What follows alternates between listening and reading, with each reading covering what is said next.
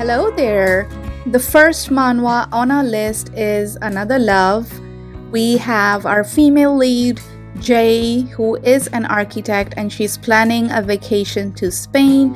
As she arrives in Spain and enters her hotel room, she discovers that the room has been double booked, and the other resident is our male lead, Joff. They end up coming to a compromise and allowing each other to share the hotel room during their stay, as it has two separate bedrooms for them to utilize. Our male lead is of course rich, as he's a successful businessman, while our female lead is battling a past traumatic experience with her ex-boyfriend, but her character is quite strong as well. They end up falling for each other as they spend time together, and the story revolves around them figuring each other out. This is a slightly different romance as it progresses nicely, so you won't have to wait for tons of episodes to see their attraction for each other blossom.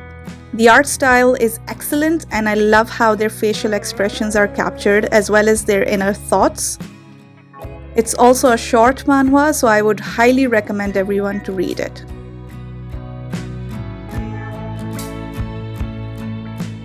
Next up is A Summer Night's Dream. The center of attention in this story is our female lead, who is a teacher and ends up teaching at the school that she attended as a student. Her school has a pond, which everyone calls as the Cupid Pond, due to a legend passed down throughout the school that if you wish in front of the pond for your love to come true, it does, as there seems to have been many couples formed through the years, serving as proof of using this practice. The truth is that a female lead has the power to walk into other people's dreams and connect them, allowing two people to fall in love with each other. As she comes back to school now as a teacher, she hears that a male student is quite famous and there are female students who wish to date him, so she plans to enter his dreams. However, it turns out that he is a lucid dreamer and catches her in his dream. The story begins from here as the student falls in love with the teacher, and the story progresses with their various shenanigans, all the while the romance bubbling up behind the scenes. I love the art on this one too, and it is one of my favorite manhwa because it's such a fun story and you'll enjoy all the amazing side characters involved in the story as well. The prologue of My Younger Brother's Friend starts with our female lead meeting her friends and inviting them for her wedding, and they start guessing who the guy is, as it's probably one of the three friends her younger brother has.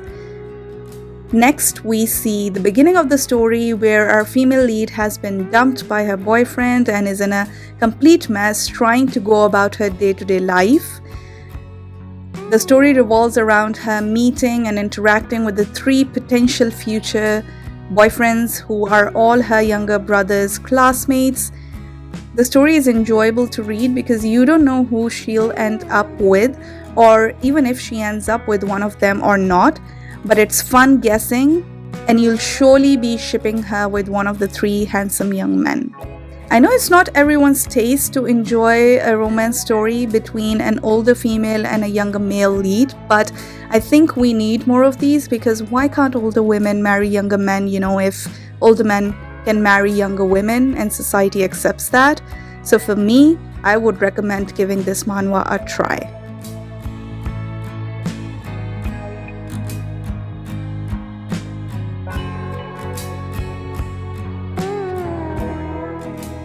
Last but not the least, we have Secretary Out of Order. This is more of a typical office romance where a female lead is tired of working for a workaholic CEO who works her to the bone.